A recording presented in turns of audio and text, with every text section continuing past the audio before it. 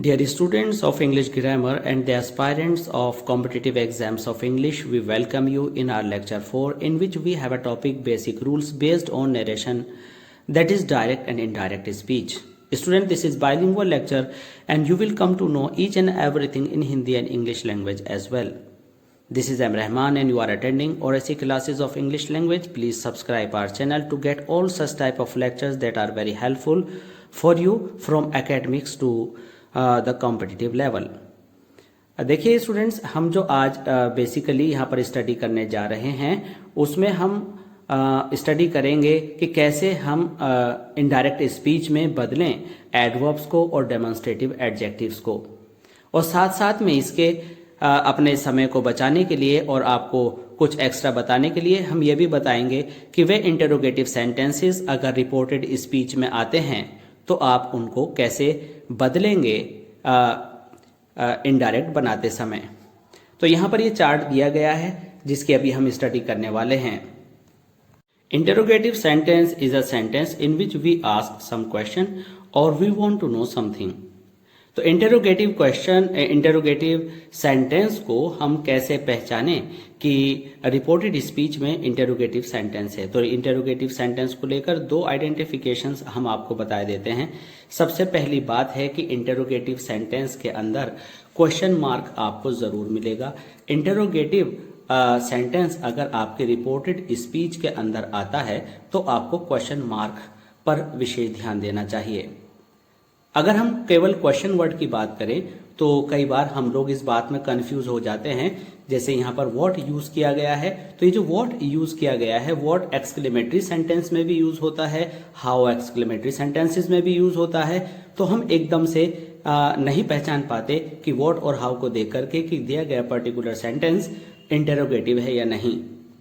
तो interrogative sentence में आपके इस क्वेश्चन वर्ड के तुरंत बाद हेल्पिंग वर्ब जरूर दी गई होती है, और दूसरी आइडेंटिफिकेशन यह है कि अंत में क्वेश्चन मार्क जरूर ही होता है। एक पहचान अलग है कि कई बार हमारे जो इंटरोगेटिव सेंटेंसेस हैं वो बिना क्वेश्चन वर्ड के भी होते हैं। जैसे मान लीजिए कि कोई भी आपको क्वेश्चन वर्ड है, अगर वह हेल्पिंग वर्ब से शुरू हुआ है, हेल्पिंग वर्ब से शुरू हुआ है और जिसके अंदर कोई क्वेश्चन वर्ड, जिसके बिगिनिंग में कोई क्वेश्चन वर्ड नहीं है, वह भी इंटरोगेटिव हो सकता है। लेकिन जब हम प्रेजेंट इंडेफिनिट के इस इंटरोगेटिव सेंटेंस को देखते हैं तो हमें इंपेरेटिव सेंटेंस का कंफ्यूजन हो सकता है। तो इंपेरेटिव सेंटेंस और बिना क्वेश्चन वर्ड वाले इंटरोगेटिव सेंटेंस में जो आप कंफर्म करना चाहते हैं कि इंटरोगेटिव सेंटेंस है या नहीं, तो आप लास्ट में क्वेश्चन मार्क भी देख लें। इंपेरेटिव सेंटेंस में डू के बाद कभी भी सब्जेक्ट नहीं दिया गया होता, एकदम वर्ब आती है और वो डू नॉट के साथ आता है। कई बार डू के साथ नॉट नहीं भी आता जब हम किसी भी वर्ब को एम्फेसाइज करते हैं। तो आपको क्वेश्चन वर्ब देखना है, क्वेश्चन मार्क देखना है, और दूसरा ये देखना है कि क्या क्वेश्चन वर्ड दिया गया है और उसके बाद हेल्पिंग वर्ब भी है या नहीं। आइए शुरू करते हैं हम अपने डेमोन्स्ट्रेटिव से, डेमोन्स्ट्रेटिव एडजेक्टिव और एडवर्ब से, जो कि जब इन्वर्टेड कॉमास के अंदर आते हैं रिपोर्टेड स्पीच में, तो डायरेक्ट स्पीच से इनडायरेक्ट स्पीच में हम कैसे बदलते हैं, सबसे पहले हमें उन्हें याद करना पड़ेगा। तो आइए समझना शुरू करते हैं। नाउ को हम देन में बदलते हैं। नाउ को देन में कब बदलते हैं? जब नाउ आपका जब नाउ वर्ड आपके इन्वर्टेड कॉमास के अंदर होता है। तो जब आप इन्वर्टेड कॉमास को इनडायरेक्ट स्पीच में खोलते हैं तो आपको नाउ को देन में बदलना होता है, दिस को दैट में बदलना होता है, दीज को दोज में, एगो को बिफोर में, हियर को देयर में, टुमारो को द नेक्स्ट डे में। In the same way yesterday is change the previous day और the day before, tonight is change into that night, last night is changed into the previous night or the night before. Next week is changed into the following week, and in the same way thus is changed into so. Now you can see this is the list of adverbs and relative adverbs and demonstrative adjectives. Now let's use them into indirect speech. Indirect speech में use करते समय हमने यहाँ पर एक बात और विशेष ध्यान में रखने की कोशिश की है कि साथ साथ एडवर्ब्स और डेमोन्स्ट्रेटिव एडजेक्टिव्स को रिपोर्टेड स्पीच में बदलते समय हम आपको इंटरोगेटिव सेंटेंस भी पढ़ा दें, तो इस तरह से एक साथ हम दो कार्य समाप्त कर पाएंगे। तो जो यहाँ पर हमने आपको एग्जाम्पल्स दिए हैं वे एग्जाम्पल्स हमारे जो हैं वे इंटरोगेटिव सेंटेंसेस और एडवर्ब्स और आपके डेमोन्स्ट्रेटिव एडजेक्टिव्स सबको साथ लेकर चलेंगे। इनको समझते हैं। She said what is he doing at this time. She said what is he doing at this time. तो यहां पर आप देख रहे हैं कि जैसे ही शी सैड हमारा रिपोर्टिंग वर्ब फिनिश हुआ, रिपोर्टेड स्पीच कॉमा से शुरू हुई। यहां पर हमने कॉमास को ग्रीन कलर से लिखा हुआ है। हमने आगे लिखा what is he doing at this time. तो हमने देखा कि ये इंटरोगेटिव सेंटेंस है। इंटरोगेटिव सेंटेंस होने पर रिपोर्टिंग वर्ब में सैड के बाद टू लगा हो या ना लगा हो, आपको आस्क्ड करना ही होता है, यह कंपल्शन है। आप आस्क के अलावा एनक्वायर्ड या एनक्वायर्ड ऑफ लिसनर होने पर करते हैं, लेकिन चूंकि अभी ये बेसिक क्लासेस हैं इसलिए हम अभी बहुत एडवांस ना जा करके आपको शॉर्ट में बताना चाहेंगे कि इन बिगिनिंग क्लासेस में आप क्या करेंगे कि सैड को आज में बदलें। आप आगे डेफिनेटली एडवांस लेक्चर्स सुनेंगे, उनमें फिर आपको कुछ एडवांस रूल्स बताए जाएंगे। फिलहाल हम यहाँ पर सैड को आज में बदलेंगे। सैड अगर बिना लिसनर के आता है, बिना लिसनर मीन्स जैसे said to him, said to you नहीं आता, सुनने वाला नहीं होता है तो भी आस्क करना है, और होता है तो भी आस्क करना है। तो यहाँ लिसनर नहीं है तो हमने शी सैड का शी आस्क्ड कर दिया।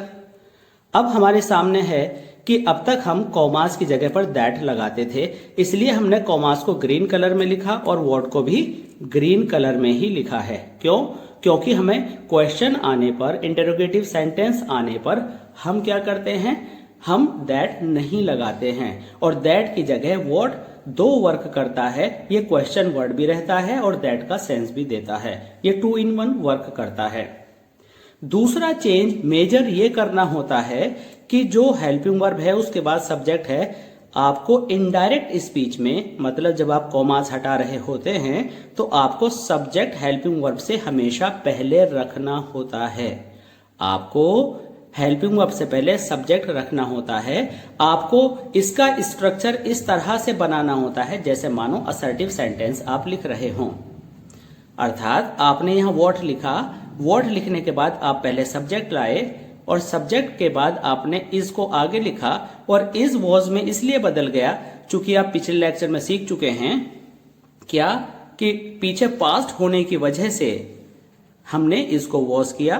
पीछे पास्ट का मतलब है कि जब हमारी रिपोर्टिंग वर्ब पास्ट में होती है, या ऐसे कहें कि जब हमारा सैड वाला पार्ट पास्ट में होता है तो हम रिपोर्टेड स्पीच को भी पास्ट में बदलते हैं। तो इस तरह से हमने वॉज को वॉज रखा, डूइंग पर कोई असर नहीं पड़ेगा। एट की तरह से लिखा गया। दिस टाइम, दिस को हमने दैट में बदला। कहां से सीखा ये बात हमने ये बात सीखी यहां से कि दिस को दैट में करते हैं। दिस और दैट के बारे में कुछ और एडवांस रूल्स और भी अवेलेबल हैं जिनका डिस्कशन हम बाद में करेंगे। कई बार दिस को दैट में नहीं बदला जाता, कहां नहीं बदला जाता ये बात हम अगले एडवांस लेक्चर्स में करेंगे। फिलहाल हमें सीखना है कि एडवर्ब्स को या डेमोन्स्ट्रेटिव एडजेक्टिव्स को हम कैसे बदलें। तो यहां पर आपके सामने जो ये पहला सेंटेंस रहा है, इसमें आपने देखा व्हाट इज ही, तो व्हाट इज ही को आपने बदला व्हाट ही वॉज, और फिर आपने सारा सेंटेंस कॉपी किया। और कॉपी करने में यह ध्यान रखना है कि पर्सन्स अगर आएंगे तो पिछले लेक्चर्स के अकॉर्डिंग पर्सन्स बदलने हैं, और जो आपके एडवर्ब हैं या डेमोन्स्ट्रेटिव एडजेक्टिव हैं उनको आपको बदलना है। तो यहां पर हमने दिस को दैट में बदला, और याद रहे आपका ये क्वेश्चन मार्क हटकर फुल स्टॉप हो जाएगा। ये क्वेश्चन मार्क क्यों हटकर फुल स्टॉप हो गया? क्योंकि आप सेंटेंस का स्ट्रक्चर देखें। अगर हम वर्ड को हाइड कर दें तो he was doing at that time बिल्कुल असर्टिव सेंटेंस जैसा दिखाई देता है। असर्टिव सेंटेंस उस सेंटेंस को कहते हैं जिसमें क्वेश्चन नहीं किया जाता। इसमें क्वेश्चन किया गया है, यहां पर हमने वर्ड भी लिखा है, आज भी लिखा है, तो बोलने में ये इंटरोगेटिव वाला पैटर्न एक्सेप्ट नहीं करता, केवल जब हम इनडायरेक्ट में बोलते हैं तभी इंटरोगेटिव का स्ट्रक्चर यहाँ पर लिखा जाता है। रिपोर्ट बनाने में अर्थात इनडायरेक्ट स्पीच लिखने में हम उस पैटर्न को फॉलो नहीं करते हैं। तो हमारे कुछ बेसिक रूल्स रहे। पहला ये कि सेट को आस्क में बदला, दूसरा दैट नहीं लगाना है, क्वेश्चन वर्ड लगाना है, तीसरा सब्जेक्ट को पहले लाना है, चौथा हेल्पिंग वर्ब या मेन वर्ब को टेंस के अकॉर्डिंग बदलना है, पांचवा आपको डेमोन्स्ट्रेटिव जो एडजेक्टिव है और एडवर्ब है उसको बदलना है, नेक्स्ट पर्सन बदलना है, और अगर क्वेश्चन वर्ड है, क्वेश्चन मार्क है तो उसे फुल स्टॉप में बदलना है। तो ये 6 बातें आपको याद रखनी हैं। अगर नहीं याद रहती हैं तो आप इस वीडियो को बार बार रिपीट कीजिए, सुनिए और इसने लिख लीजिए। अब इसके बाद आते हैं नेक्स्ट एग्जाम्पल पर। नेक्स्ट एग्जाम्पल में आप देखेंगे कि his sister said to Ronit, his sister said to Ronit how much money have you spend now. इस सेंटेंस में, इस क्वेश्चन में हमने कुछ विशेष चीजें देने की कोशिश की हैं। इंटरोगेटिव सेंटेंस हमारे 2 तरह के होते हैं। पहले तो आप इस तरह से समझ सकते हैं कि उसके अंदर क्वेश्चन वर्ड आता है, जैसे कि आपने पहला देखा व्हाट आ गया, विच, वेयर, व्हाई, व्हेन, हाउ आते हैं। और कुछ क्वेश्चन ऐसे होते हैं जिनके अंदर इंटरोगेटिव वर्ड नहीं आता और हम हेल्पिंग वर्ब से शुरू करते हैं, जैसे कि हमारा यह है। जब भी हम कोई क्वेश्चन वर्ड बिना किसी इंटरोगेटिव सेंटेंस बिना किसी क्वेश्चन वर्ड के शुरू करते हैं तो उसका आंसर यस या नो होता है। ऐसा कह सकते हैं जो स्टैंडर्ड फॉर्म में teachers make the students understand. Question कितनी तरह के होते हैं, एक वह टाइप और एक यस नो टाइप। तो वह टाइप में क्या होता है, व्हाई, वेयर, व्हेन आते हैं, हालांकि वह वाले में हाउ भी इंक्लूड किया जाता है, जबकि वो वहां के अंदर नहीं है। बेसिकली आप ये समझ लीजिए कि क्वेश्चन वर्ड वाले इंटरोगेटिव सेंटेंसेस और विदाउट क्वेश्चन वर्ड वाले इंटरोगेटिव सेंटेंसेस, तो जिनमें क्वेश्चन वर्ड नहीं होता उन्हें यस नो टाइप क्वेश्चन कहते हैं, क्योंकि उनके जवाब हाँ या ना ही आते हैं। तीसरा एक प्रकार यह है कि आप केवल क्वेश्चन ही नहीं, साथ में कुछ एडवर्ब जोड़कर भी चलते हैं। तो स्टूडेंट्स इसको बड़ा समझना बहुत जरूरी है। जैसे समझते हैं, ये भूल जाइए कि डायरेक्ट इनडायरेक्ट हम पढ़ रहे हैं। पहले सेंटेंस को समझ लेते हैं। हमारे सामने सेंटेंस है how much money have you spent now. तो अभी तक आपने देखा था कि पहले क्वेश्चन वर्ड आया, फिर हेल्पिंग वर्ब आई, फिर सब्जेक्ट आया, फिर मेन वर्ब आई, तो 4 बातें हुआ करती थी। लेकिन यहाँ तो हैव से पहले भी कुछ और जुड़ा हुआ है। It means they are 5 now. तो अब इसमें क्या समझे हम, तो हमेशा याद रखिए आपका सब्जेक्ट है, सब्जेक्ट से पहले इंटरोगेटिव में हेल्पिंग वर्ब आई। अगर क्वेश्चन वर्ड के साथ कुछ नाउन, प्रोनाउन, एडजेक्टिव कुछ भी जुड़े हैं तो वे क्वेश्चन के साथ ही रहते हैं।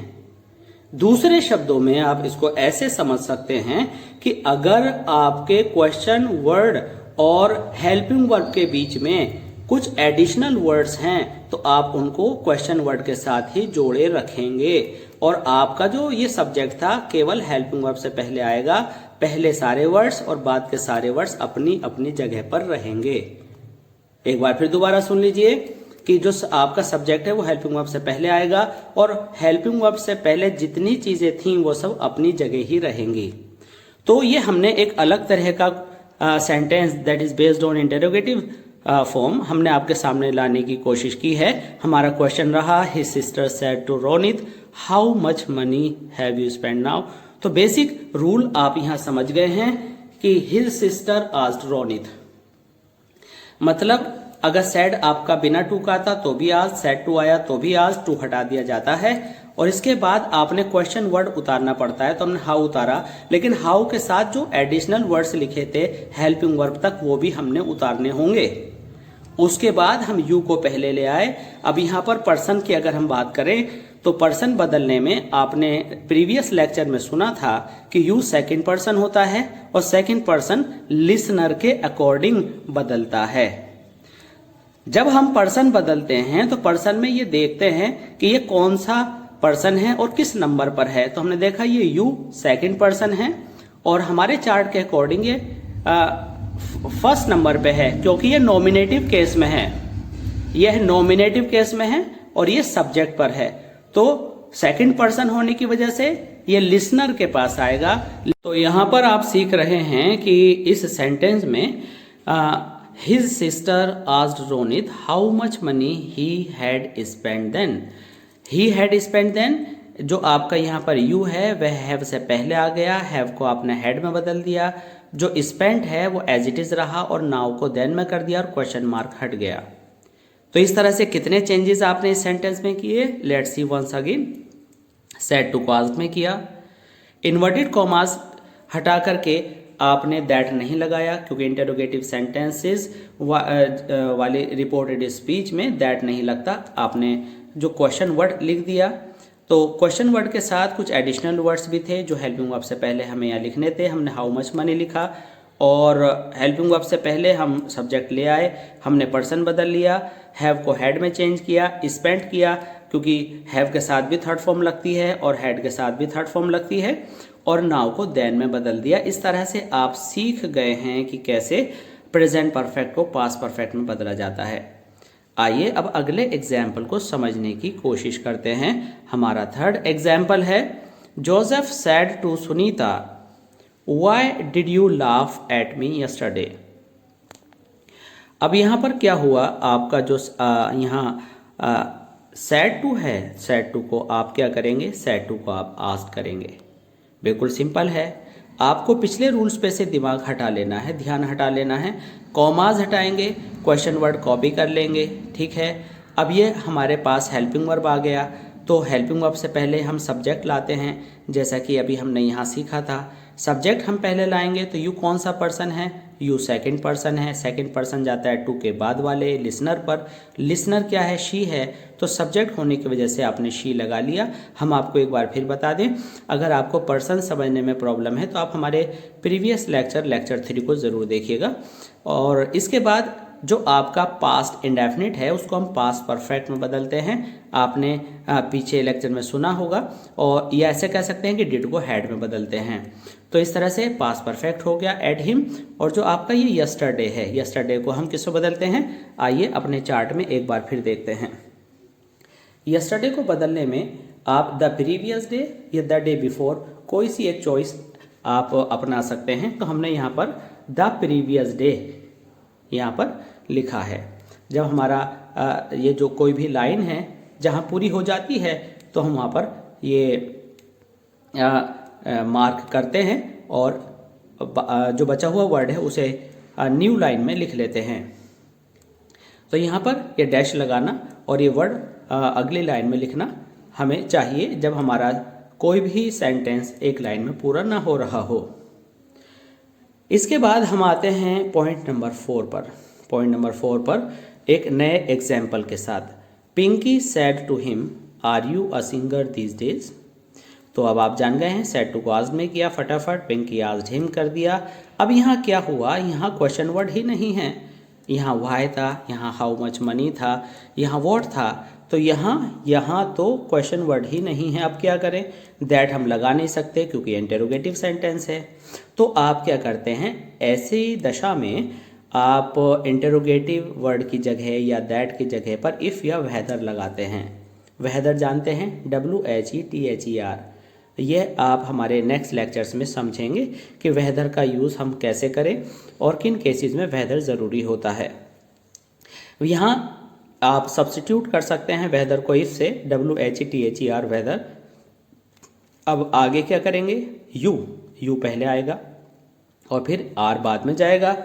तो अब ये क्या हुआ, ये बदल क्यों गए, आपको जानते हैं रूल्स, आप जानते हैं कि आपकी रिपोर्टिंग वर्ब पास्ट में है इसलिए वॉज हो गया, और यू गया था हिम के पास बदलने के लिए तो ही हो गया था। यू आपका सब्जेक्ट है, नॉमिनेटिव केस है, और अगर ये भी नहीं समझे तो यू अपनी लाइन का पहला वर्ड है, you your yours you. Him के वाले चार्ट में हिम का पहला वर्ड ही होता है, तो सेकंड पर्सन लिसनर के अनुसार ही बन गया और ही के लिए वॉज आएगा। अ सिंगर और दीज का दोज हो गया, डेज एज इट इज रह गया और क्वेश्चन मार्क हटकर फुल स्टॉप में चेंज हो गया। Now we have the solution with us. Pinky asked him if he was a singer those days. Now students, I would like to revise this rule once again. I have changed asked because we have given said to here, and because our reported speech is in interrogative sentence, that's why I used as here. And now the question is, what word should be used in place of commas? That's why I used if in place of commas, and I selected subject, and subject is you, and I put subject first, and after this I placed helping verb, and these are changed because this is second person is changed according to the listener, that's why it is changed into he, and this are will be changed into was because our reporting verb is in past. And we copied the next nouns and other words, and these will be changed into those as you have gone through this chart. And one more thing, interrogative, after interrogative sentence there is a question mark that is changed into full stop in case of changing or transforming a direct speech into indirect speech. Now let's try to understand question number 5. Question number 5 is written in some different manner.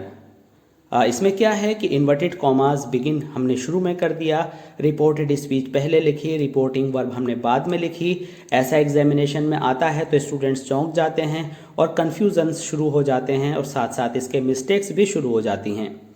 Very simple, no problem. अब आपको क्या करना है कि आप इसको पहले simplify करना है, आपको इसे नॉर्मली समझना है। अब आप जानते हैं कि सेड के बाद लिसनर आता है, लेकिन यहाँ तो दो दो वर्ड्स लिखे हुए हैं, हिमांशु भी है, मी भी है। अब कौन सा लिसनर है, कौन सा स्पीकर है? वेरी सिंपल, सेड के बाद आने वाला वर्ड हमेशा लिसनर होता है, ये ज़रूरी नहीं है। लिसनर होने के लिए उससे पहले टू होना ज़रूरी है, अर्थात अगर सेड के बाद दो वर्ड्स दे रखे हैं तो टू के बाद वाला लिसनर है, टू के पहले वाला आपका स्पीकर है। तो आप इसे नॉर्मलाइज कर लीजिए, हिमांशु सेड टू मी। और हिमांशु सेड टू मी को ये मान लीजिए कि डू यू लाइक से पहले लिखा हुआ है, तो मान लीजिए कि आपका सेंटेंस है Himanshu said to me do you like to see my work. तो हिमांशु आस्क्ड मी, आपने इसको चेंज कर लिया। यहाँ क्वेश्चन वर्ड नहीं आया था, इसलिए आपने यहाँ पर इफ लिख लिया। यू आपका जो यू सब्जेक्ट है, ये सब्जेक्ट सेकंड पर्सन का पहला नंबर है, सब्जेक्ट है, तो आप मी के पास गए, तो मी के अकॉर्डिंग मी का पहला आपने आई लिखा, और जो डू है वो डिड में बदलता है, डिड बिना नोट के लिखा नहीं जाता, तो सेकंड फॉर्म हो गया। इट मीन्स बिना नोट के सेकंड फॉर्म, अगर यहाँ नोट होता तो यहाँ डिड नॉट हो जाता। क्लियर? तो इस तरह से आपने क्या सीखा? आपने सीखा कि प्रेजेंट इंडेफिनिट को पास्ट इंडेफिनिट में बदलते हैं, प्रेजेंट इंडेफिनिट को पास्ट इंडेफिनिट में बदलते हैं। अगर नॉट होता तो did not plus first form हो जाती। चूंकि यहाँ नॉट नहीं है, इसलिए अफर्मेटिव सेंटेंस में डिड लगाया नहीं जा सकता, और डिड ना लगने की वजह से सेकंड फॉर्म आएगी। इसके बाद हम लोग यहाँ भी कंफ्यूज होते हैं कि टू के बाद सेकंड फॉर्म तो नहीं करनी। Students always remember and bear in your mind that we don't change any infinitive into past. Infinitive is to plus first form of the verb. To के बाद आने वाली फर्स्ट फॉर्म को हम कभी भी किसी चेंज वर्ब में चेंज नहीं करते, क्योंकि इन्फिनेटिव चेंजेबल नहीं होता है। इसके बाद आया माई वर्क। माई किसके पास जाएगा? My is a first person goes to speaker, speaker is Himanshu, Himanshu he है, तो ही की लाइन में दूसरा वर्ड हमारे चार्ट के अनुसार ही, हिज, हिज, हिम। यहाँ माई के बाद वर्क आ रहा है, तो हिज वर्क। माई गया हिमांशु के पास। यहाँ सब्जेक्ट भी कह सकते हो आप, इसे लिसनर भी कह सकते हो, लिसनर स्पीकर भी कह सकते हो। अगर स्पीकर कहोगे तो ज़्यादा अच्छा है, क्योंकि सब्जेक्ट और ऑब्जेक्ट तो कॉमास के अंदर भी हैं। तो ये स्पीकर के अनुसार बन गया his work as it is full stop. Full stop क्यों लगा अब आप समझ गए होंगे, क्योंकि इनडायरेक्ट स्पीच में फुल स्टॉप लगता है। इसके बाद आया हमारा next example, the peon said who are you. अब यहाँ पर हमारे जो व्यूअर्स हैं, स्टूडेंट्स हैं, वह सोचेंगे कि सेड के बाद तो कुछ लिखा ही नहीं है, सेड के बाद हमें कोई भी लिसनर नहीं दे रखा, या रिपोर्टिंग वर्ब में कोई ऑब्जेक्ट नहीं दे रखा है, तो ये यू किसके अनुसार बदलें? देखिए यहाँ ग्रामेरियंस में जो व्याकरणाचार्य हैं उनमें यहाँ पर थोड़ा सा मतभेद है। कुछ लोग कहते हैं कि ही किया जाए, कुछ लोग कहते हैं कि आई किया जाए, यानी सेड के बाद मी या ही मान लें। तो दोनों में से हम प्रेफर करते हैं कि हमने हिम सपोज कर लिया, क्योंकि ग्रामर कहती है जब इस तरह का कोई विवाद हो और जेंडर पता ना हो तो आप हिम मान लें। The peon said to him, अपने आप से आप एज्यूम कर लें और हिम के अकॉर्डिंग आप यू को बदलें। तो हमने यहाँ ही कर लिया, हमने क्या कर लिया, हमने यहाँ पर ही कर लिया। तो हमारा हो गया the peon asked who he was. अब ये तो देखने में बड़ा अजीब सा लग रहा है, आपको लगेगा अरे ये क्या कर रहे हैं, ये तो गलत कर लिया। ऐसा नहीं है, कई बार अजीब से लगने वाली चीज़ें सही भी होती हैं और हम एक प्रवाह में, एक फ्लो में जो दूसरे कर रहे होते हैं वह गलत कार्य करते जाते हैं। यहाँ पर आप सीख लीजिए कि हु यहाँ पर नॉमिनेटिव केस में है, हु यहाँ पर प्रोनाउन है, हु यहाँ पर सब्जेक्ट है, तो सब्जेक्ट अपनी जगह पर आया, ठीक है। ये हु जो है प्रोनाउन का भी काम करता है, सब्जेक्ट का भी काम करता है, लेकिन यहाँ पर हमारा जो सब्जेक्ट है वो यू है। तो यू क्या हुआ, हमने जो है यहाँ पर हिम के अकॉर्डिंग, यहाँ पर जो लिसनर है के अकॉर्डिंग यहाँ पर हमने क्या कर लिया, यहाँ पर हमने ही बना लिया। और अब आते हैं क्वेश्चन नंबर 6 पर। क्वेश्चन नंबर 6 में हम देख रहे हैं the peon said inverted commas begin who are you. अब हम इसको चेंज कैसे करेंगे, इसको चेंज करने के लिए हमने द पियोन किया, द आस्क्ड यहाँ पर सेड को आस्क्ड में बदला। लेकिन अब हमारे सामने एक समस्या है कि यहाँ पर जो यू दिया हुआ है, अब यू किसके अनुसार बदलें। यू को बदलने के लिए हमें कोई ना कोई यहाँ लिसनर की आवश्यकता है और लिसनर हमें दिया नहीं गया। या आप दूसरे साधारण शब्दों में ऐसे समझ सकते हैं कि यू जो बदला जाता है सेकंड पर्सन जाता है सेड के टू के बाद वाले के पास और सेड के बाद कुछ वर्ड लिखा ही नहीं है। तो यहाँ पर दो तरह की व्यूज़ हैं ग्रामेरियंस के कि सेड के बाद आप ये एज्यूम कर लें, अपने आप से ये मान लें कि सेड के बाद मी लिखा है, टू मी या टू हिम। तो इन दोनों व्यूज़ में हम जो प्रेफर करते हैं वो हिम को करते हैं, क्योंकि ग्रामर यह कहती है जहाँ पर जेंडर का पता ना चले वहाँ पर आप ही को सपोज कर लें। तो हमने यहाँ पर जो है ही को सपोज कर लिया है। तो हमने ये मान लिया कि the peon said to him, यानी द पियोन आस्क्ड हिम, तो यू हिम के पास गया और हिम के अकॉर्डिंग यहाँ ही हो गया। अब ये जो हु है क्वेश्चन वर्ड है, क्वेश्चन वर्ड पहले आ गया तो हो गया who he was. Question word that की जगह लिखा, सब्जेक्ट पहले आ गया, पर्सन बदल दिया और साथ में पास्ट भी कर दिया, तो हु ही वॉज। स्टूडेंट साथ साथ में बताता चलूँ आपको कि हु सब्जेक्ट का भी काम करता है। जैसे कि हमने कहा who comes here, who says so, तो हु कौन हुआ, प्रोनाउन हुआ इंटरोगेटिव, सेज क्या हुआ, वर्ब हुई। तो यहाँ पर हु सेड सो हो जाएगा, क्योंकि कोई दूसरा सब्जेक्ट यहाँ पर लाने के लिए नहीं होगा। इस तरह के एग्जाम्पल्स आप आगे प्रैक्टिकली यहाँ व्हाइट बोर्ड पर सीख पाएंगे। इसके बाद हम आज के इस फाइनल एग्जाम्पल की तरफ आते हैं, जिसमें हमने लिखा है she said to them what is his work today. She said to them what is his work today. तो हमने आस्क कर लिया, देम रह गया देम के रूप में, और जो कॉमास हटाकर हमने व्हाट लिखा। अब यहाँ पर जो हमारा सब्जेक्ट है वह दो वर्ड्स में आएगा, दो वर्ड्स में हिज और वर्क।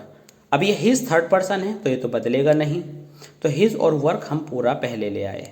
हमने इसको आगे वॉज के रूप में लिखा और टुडे को दैट डे में बदल दिया, क्वेश्चन मार्क हटाकर फुल स्टॉप कर दिया। Then now final solution is she asked them what his work was that day.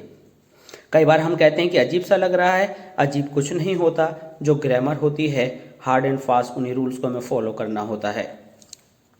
तो स्टूडेंट्स इस तरह से आप वॉच करते रहिए हमारे सभी लेक्चर्स को, और हम पूरी कोशिश कर रहे हैं कि अपने आगे आने वाले लेक्चर्स में भी आपकी उन सारी ज़रूरतों को पूरा करते रहें जो कि इंग्लिश में बिगिनिंग से लेकर के आगे एडवांस होम तक आपके लिए हेल्पफुल हों।